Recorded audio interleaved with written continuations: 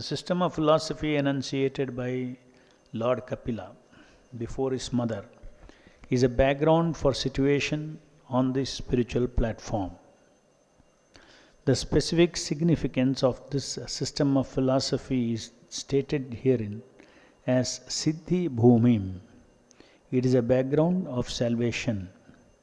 People who are suffering in the material world because they are conditioned by the material energy can easily get freedom from the clutches of matter by understanding the Sankhya philosophy enunciated by Lord Kapila.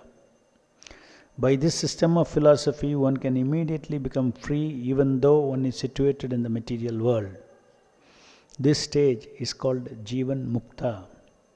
This means that one is liberated even though one stays with his material body. That happened for Devahuti, the mother of Lord Kapila, and she therefore satisfied the Lord by offering her prayers.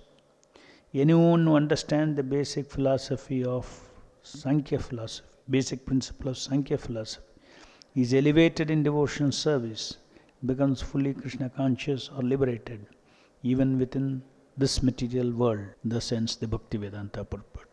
So this is the starting of the next chapter, activities of Lord Kapila. It starts with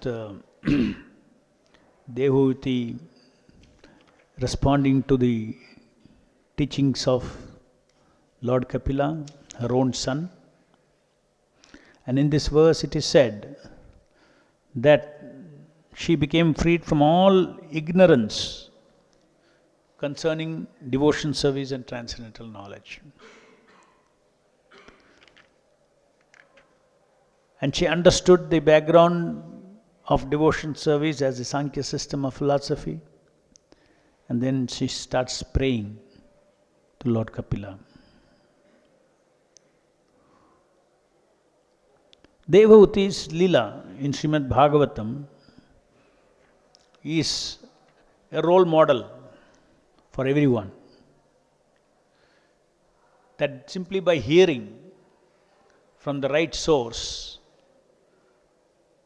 the position of the living entity in this material world, one can sense liberation even within this body. The living entity is trapped in this body, so simply by the power of the Shabda, the teachings, the knowledge, the transcendental knowledge that comes from a pure devotee of the Lord, it has got the power to dissociate us ourselves from this material energy, the self from this material energy, to separate matter and spirit.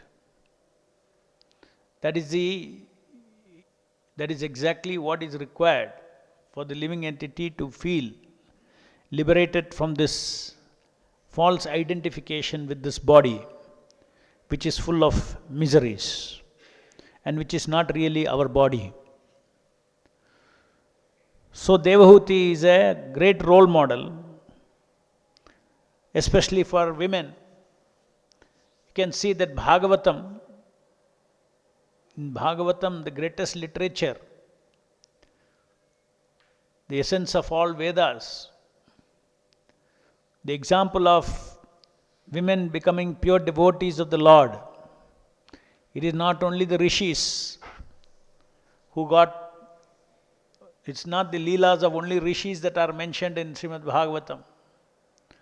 Srimad Bhagavatam is talking about Mother Devahuti. And we have been hearing this leela of our Mother Devahuti and Kardama Muni, and how Mother Devahuti also went through a lot of tapasya. All the different stages she has gone through, and now she is completely purified by hearing from her son Lord Kapila.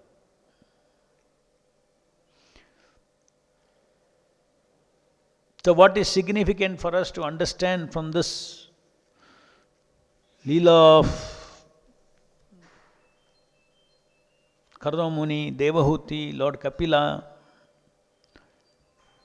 is, if we hear the transcendental knowledge, as she heard from Lord Kapila, then it becomes that transcendental knowledge becomes a background for engaging in pure devotional service. So the goal of knowledge is to engage in serving the Lord.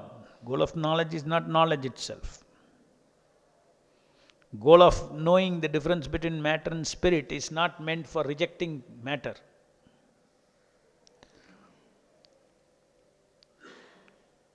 Goal of knowing that matter is different from spirit is meant to engage the matter in service of the Supreme Spirit.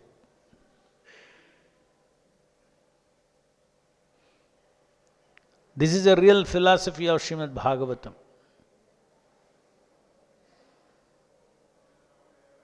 A self-realized person or a Jivan Mukta. Jivan Mukta means one who is Mukta even when he is in this body. A self-realized soul or a Jivan Mukta can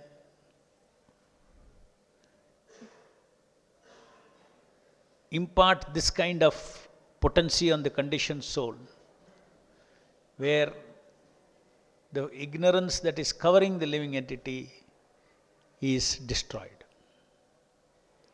If we are not this body, then what are we? Even in this body, what are we? If we are not this body, then something we must be in the system. Okay, I am not my hand, I am not my leg, I am not my head, I am not my body, then what am I?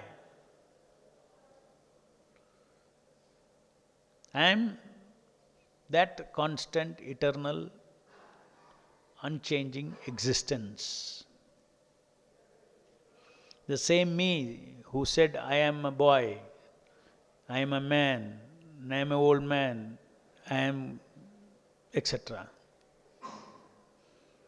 But that I is what the soul is. I am a man, I am a woman. I is spirit, am man, man is their matter. Woman is spirit, matter. So I am, that I am, Prabhupada explains in the introduction to Bhagavad Gita, the spirit is that I am. What is that I am in terms of perception? That is a feeling of existence. It is a feeling of existence. So we don't have that feeling of an existence apart from the body in the material world. That is when we think that I am this body. I am feeling that I am this body. I means the personality, my thinking, feeling, willing, everything. I am this body. So to know that, so the living entity, even in this material body, if I am not the body, then what is he? He is this consciousness. He is the spirit. He is experienced as consciousness. One who is constantly watching the change of body, and then in the body at each moment he is he is a knower. He is a knower, owner of, enjoyer of all sensations. That is why he owns it. Oh, it pains me. It gives me pleasure. You own these pleasures. You know these pleasures and you own them. An enjoyer. I am the owner, knower, and enjoyer in this body. The body itself is known, enjoyed, and owned. Body is not knower, owner, or enjoyer.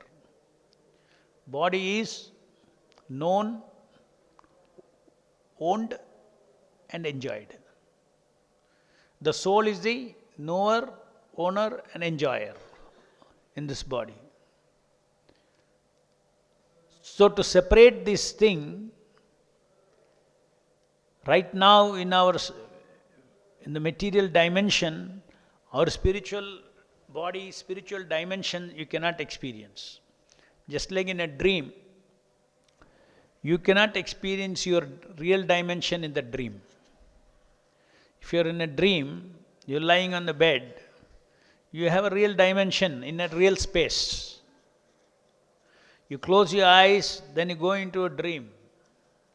You are not actually in the material, in the real space. You are not in the real dimension. But you will experience space and dimension in the dream. You will experience that I have a body in the dream. I am tall, I am short, everything you will experience. But that tall, short, all those dimensions are not your real dimensions. That form is not your real form. Then while dreaming, then what is real? When a person is dreaming, what is real? The dreamer is real, isn't it? The dreamer is real. Similarly, we are real. We have created a dream world out of this material energy. But we are the dreamer, we are real. And who is the enjoyer of the dream? Sukha, dukkha in the dream. The self, the dreamer. So dreamer is enjoying. So dreamer is knowing. Dreamer is owning. Oh, this is mine, that is mine, this body is mine, that's mine, is owning. He is owning that body. At least in the dream world, if you have to experience that, suppose you want to experience being the king, rasa of being a king, then you have to own a king's body. Oh, I am the king. You have to identify and own. So the dreamer knows, he owns the body, he knows the body, he owns the body, and he enjoys the body. All this I am explaining in order to get a feel of, even in this conditioned state, what are we? In this, if we are not this body, what are we?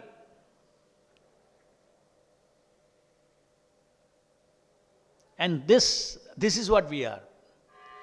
We are the dreamer in illusion. So you have to wake up from the dream. So waking up from the dream, the most powerful way is what? Is to hear. Whatever you do with the body, you will not wake up. Suppose I do all kinds of exercises with my body, that will do good to my body, but not to my soul. Isn't it? Suppose I do a lot of, mind control techniques and all those things. That mind will take a different shape. But that will not affect the dreamer. The dreamer will go into another dream. I am a yogi, I am this, I am all those things. So if the dreamer has to wake up, exactly as Lord Kapila instructed Mother Devahuti sat and listened to Lord Kapila. That knowledge in the form of that Shabda, Shuddha Shabda, entered the ears of Mother Devahuti, and it went and it cleansed all the ignorance. The basic ignorance is that this world, I am in a real world. So she developed detachment. She said, no, this is not the real world. Fruitive activities is not the real activity. Jiva's real activity is devotional service to the Lord.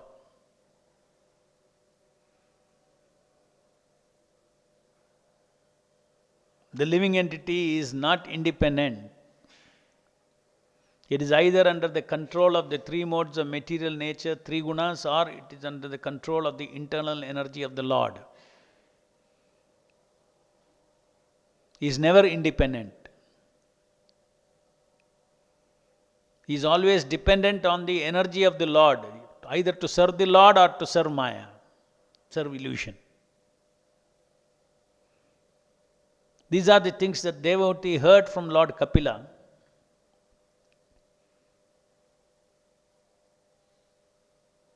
And then became a Jivan Mukta, one who is liberated even in this material body. If you know that I am dreaming, still it is possible to dream but in an enlightened manner. Is it not?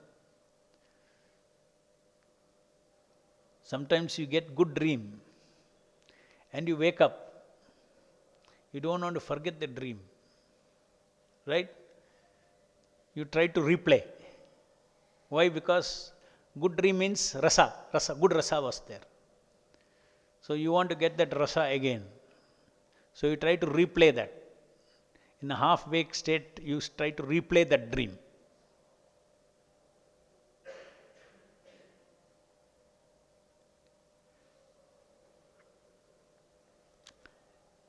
Now, this analogy you cannot take too far.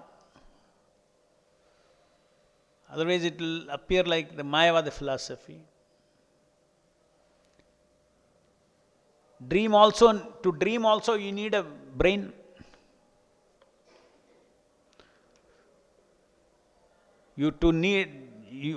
For the brain to dream, you need blood supply.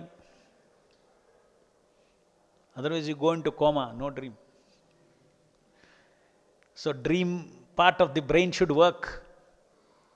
So you need all these things. These are all real components of the dream. Without that, dream won't be there. Similarly, this Panchabhuta is real. Manas, Buddhi, Ahankara is real cyclic energy of the Lord. Not eternal, but when it is existing, it exists in that particular form is a reality. It is not that nothing exists here and you are seeing these Panchabhutas. Nothing exists. No. You understand that there is an energy of the Lord that takes different shapes and forms, and then it's back to its own energy, pradhana. At the time of annihilation, everything goes back to undifferentiated material energy. Then the material energy, again the next creation, it comes out and get differentiated into Panchabhuta and all those things. Fine material elements, gross material elements. And the living entity is injected into this material energy. And the living entity, because he has inherently the vocabulary of the spiritual world, of body, senses, everything, very quickly he identifies himself with the body that is given to him, that this is my body. And then he engages in activities, independent activities, fruitive activities. He builds up his own karma. So living entity is completely free to the extent that he is free to he is free to the extent that he has to be responsible for his actions. He is free. But there is a material energy which will make him responsible for his action.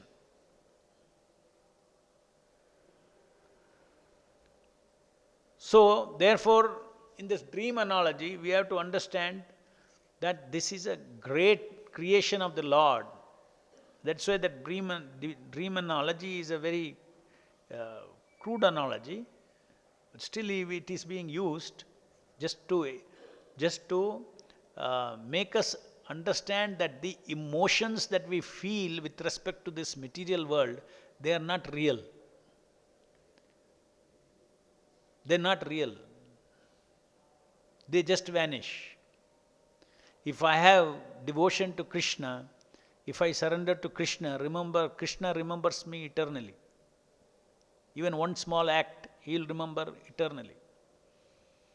So that is a relationship. That kind of emotional relationship with Krishna never fails. Never is eternal. It is not an illusion. Suppose I am very dedicated and everything to my husband, to my wife, completely in this life. Those emotions, those rasas are not eternal. Why? Because neither the husband is eternal nor wife is eternal. Both are identity games. So on the stage you had a drama is over. Who is left? People who played the drama are left. Who is that? The soul. And that soul, will it say again, no, I am still female, I am still male? No, drama is over here. I was never a female, I am never a male. Isn't it? But it is a fact that there was some real energy which, real dress I put on me, and I concocted myself to be the female or the male in the drama. I did some work, they are real energies. It's not illusion. Stage is not an illusion. Drama dress is not an illusion. There is a director for the play. It's not an illusion. Who is the director? Paramatma. Paramatma is the director. So Paramatma is Satya. Material energy, different Panchabhuta, they are all cyclic Satya. Gets annihilated, again it comes back, again it comes back. That means there is an energy there. So these are the fundamental principles of getting detached from matter. So if you get detached from matter, it does not mean that we have no use for matter. We have great use for matter, because why should the Vaishnava is thinking, this is also Krishna's world, and it's not a small world. What does the Bhagavatam say? 1/4 Ekapada Vibhuti of the Lord. That means it's a very significant rasa of the Lord. This material creation itself is a significant material. Unlimited jivas are there in this material world.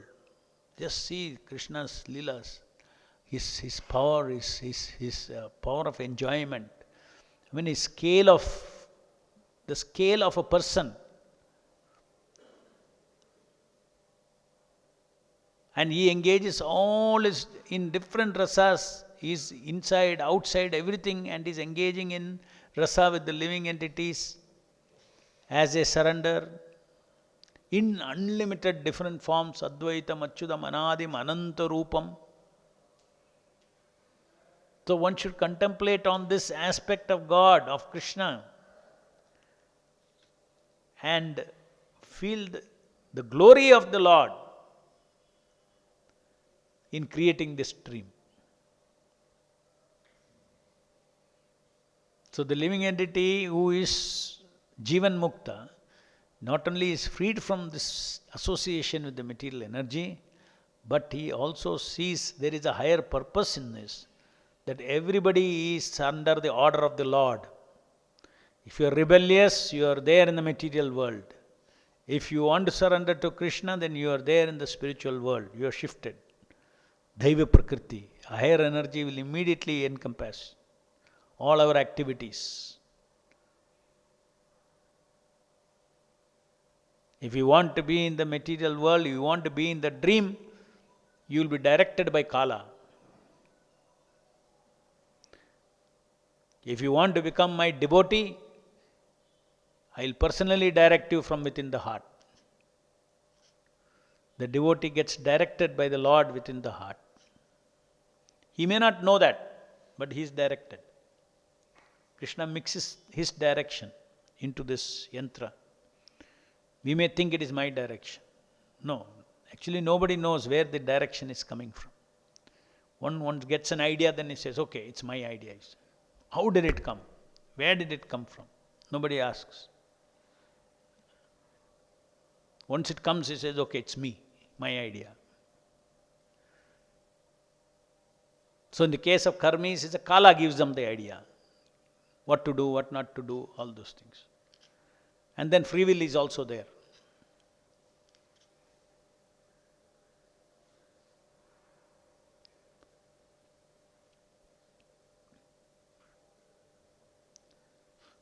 The secret of spiritual advancement is hearing, which means reading Prabhupada's books. If you continuously are reading, every day, regularly, Nityam Bhagavat Sevaya, every day you are reading. Like Prabhupada says, you can taste this from anywhere. Just like ice candy, you can lick anywhere.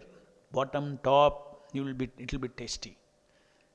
The same way for the soul, this liberating knowledge of Srimad Bhagavatam, Bhaktivedanta purports, is the secret. And those who have got, who know at least how to read and write, are even more fortunate. Because today there is so much opportunity that Krishna Shabda is written in this particular form.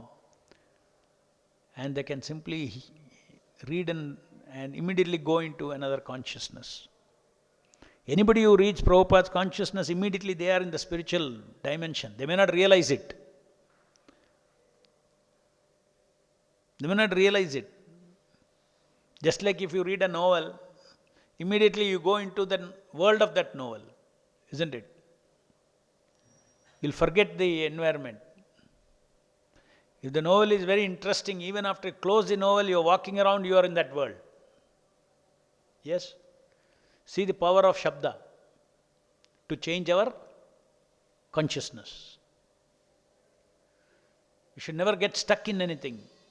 Very easy method is, solution for everything is to go and read. You will see even in worst consciousness where you are so low, you take on Prabhupada's book and start reading.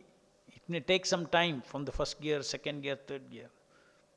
You have to be patient, about 5 minutes, 10 minutes, 15 minutes. Then you will get lost into it. Then suddenly you say, how my consciousness changed. But whereas without reading, you try to change your consciousness. Let me think of Krishna, let me do this, let me do that. It's not easy.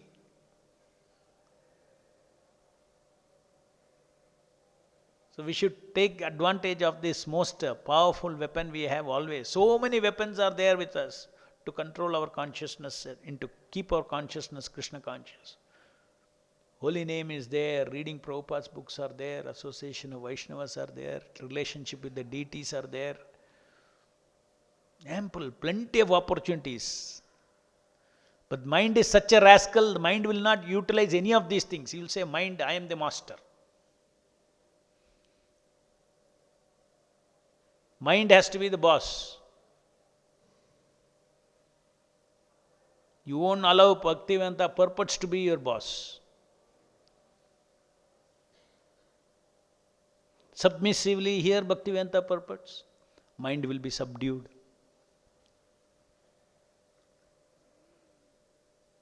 Any questions?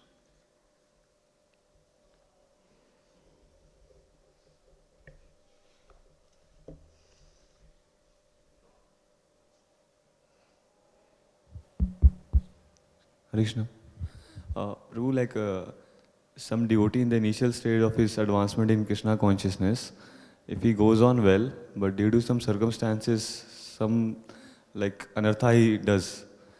So will Krishna look upon his anartha at that moment of time, or again he starts off chanting and intentionally he is doing that anarthas? So what kind of karma he will get, results of his karma? No, result is, see, Prabhupada says Krishna excuses once, twice, thrice. But, if you have a buddhi by which you think, you carry a formula in your mind that I can do sin and at the same time I can again wipe out because I am chanting Hare Krishna. Then the effect of that Hare Krishna will go away. You cannot misuse the holy name. But it all depends upon the sincerity of the devotee and what you are talking about. If you are talking about gross regulative principles Prabhupada has given, yes, that is very, very simple basics that we have to follow. And if you are not able to follow, then pray to Prabhupada and Krishna The very fact that you are praying to Krishna, Prabhupada and Krishna means you have a desire to come out of it, that anartha. And the prayers to the holy name are very powerful. So to that degree, sometimes we should, it is not very productive for us to think that it is me who is doing all these sinful activities. There is after becoming a devotee, you have a desire not to do sinful activities, right? I don't want any anarthas to be fed, unwanted desires to be fed. I don't want. That desire is also growing. Meantime, the old conditioning is so much, because this is a machine. This old conditioning with the memories of experiences, enjoying experiences, it again and again comes and haunts the devotee. It haunts him. And he thinks, okay, I am that, I have to enjoy, I am the enjoyer.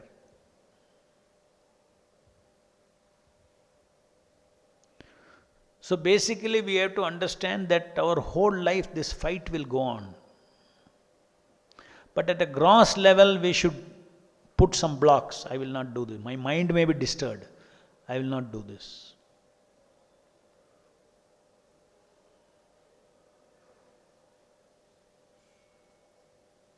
Especially they say in Kali Yuga, you are responsible for gross reactions, gross acts.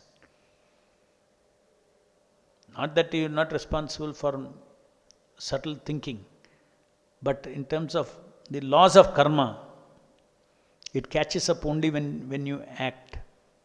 Because the laws of karma is not a physical cause and effect science. It's a higher laws of nature. It doesn't operate in space and time like that. Just like a throw a marble, then you can calculate what is the force, everything, how far it will reach, what will be its speed, everything. Cause, everything, and the effect is also in space and time. You can track it. But the laws of karma are not like that. So, in the material world, even though you have created an action in your mind, that doesn't create a karmic reaction. But when you grossly enact it, it turns into a karmic reaction. So therefore, we have to grossly follow, like what Prabhupada says. No intoxication, no meat eating, no illicit sex, no gambling. Grossly follow. Subtle purity goes on. Your realization, you have to go on practicing it, become purer and purer in the mind. But that is not, as long as there is a strong desire to become pure and engage in pure devotional service someday, you go on struggling it. It may take even 10 years, 20 years, 30 years, doesn't matter. But if you're pushing through that and praying to Prabhupada and Krishna, then all the anarthas will definitely go. That is for sure. We should not expect that I won't have any anarthas. I have so many anarthas, so I can't do devotion service. I can't become a devotee. That's not the philosophy at all. So the anarthas are controlled. Don't do this, don't do this, don't do this. Actually, they're gross principles. Who is not free from, which young mind is not free from sex desire? Even if you become devotee. Because desire is in the mind. Correct? Everybody knows that. That doesn't mean that you cannot do devotion service. But you have to follow grossly the principles. And to follow grossly the principles, you will see that if you are not controlling your mind, grossly controlling becomes a problem. Therefore, automatically you start controlling the subtle. By Shravanam, Kirtanam, hearing, purifying the mind, you become better. Your consciousness becomes more and more sattvic. Because of Rajoguna only all this kind of sense gratification idea comes. So taking prasadam and so many things are connected to Vaishnava achar, how you live your life, your lifestyle. For instance, in a brahmacharya ashram, there is a lifestyle. That lifestyle helps us to follow all these principles easily. It helps. Any other question?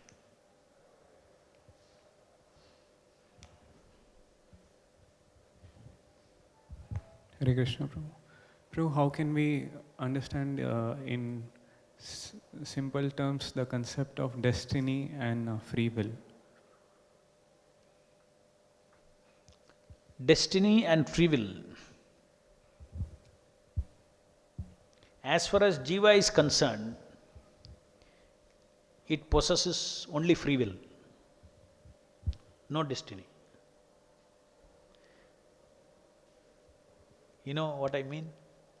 Destiny is something outside which limits his free will. The living entity has got free will, and that free will is restricted by the results of his past activities.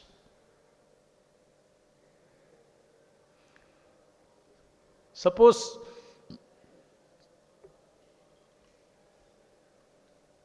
I buy a flight ticket, sit in the flight. Now let's analyze my free will and destiny there. I am in the flight.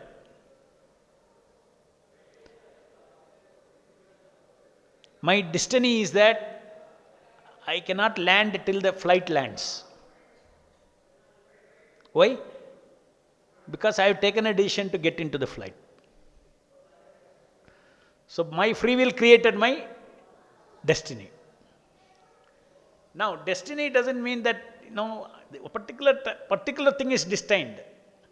But within the airplane I can harm somebody. Isn't it? If I create nuisance in the flight, so as soon as the flight lands,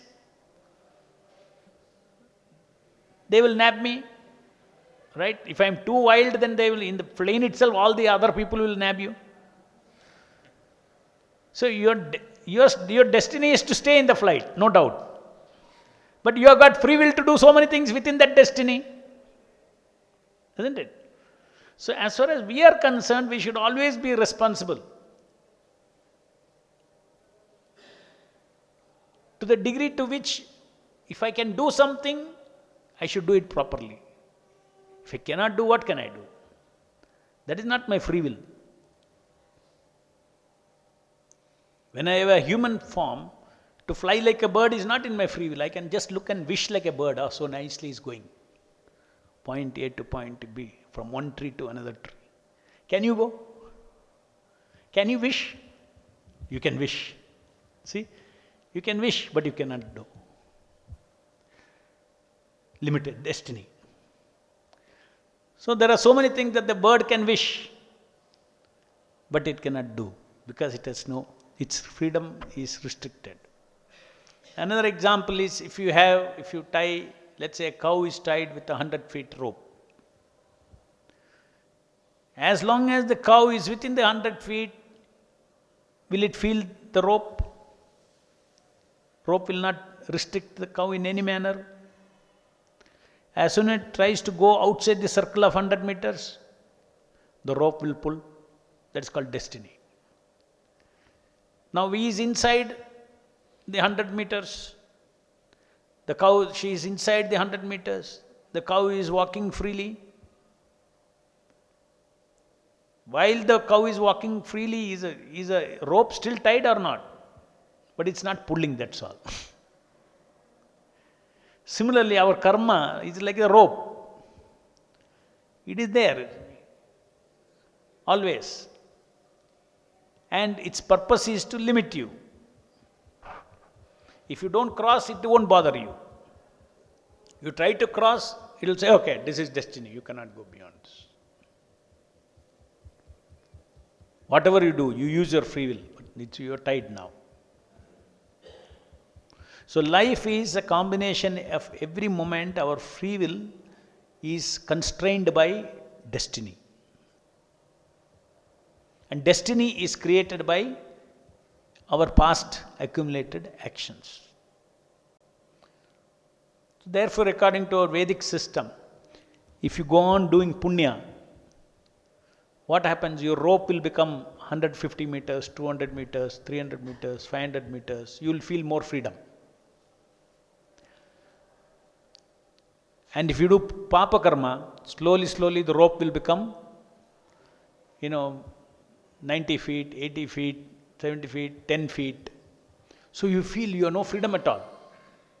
Just like Prabhupada gives example, modern human civilization, they are running, they have to go, they have to earn, morning to evening, travel 2 hours, 10 hours, work and come back and no time to sleep and all those things. It's like their rope is so small. He has no time to take one book and read. Why he has no time? Actually he has no time because Maya is beating them. No time. No time to, people say, I have no time for myself. The deep within himself he sees, I don't have time for myself because I'm running around for my existence. Destiny. Papa karma. People who are sattvic, good karma,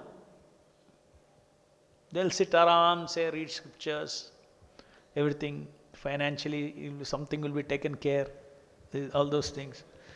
Peaceful life they will have, no running around, no emergency, this, that, nothing like that.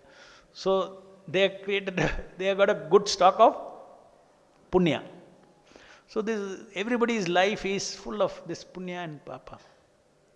As far as devotees are concerned, that's why they cross these things. They have an elastic rope. They have a rope, but they have an elastic rope. And that elasticity is controlled by ye tamam prapadyante tam stutyam bhajamyaham.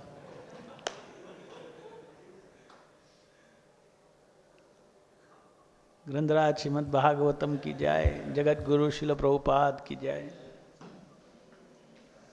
But they have a rope. Unless you become Jivan Mukta.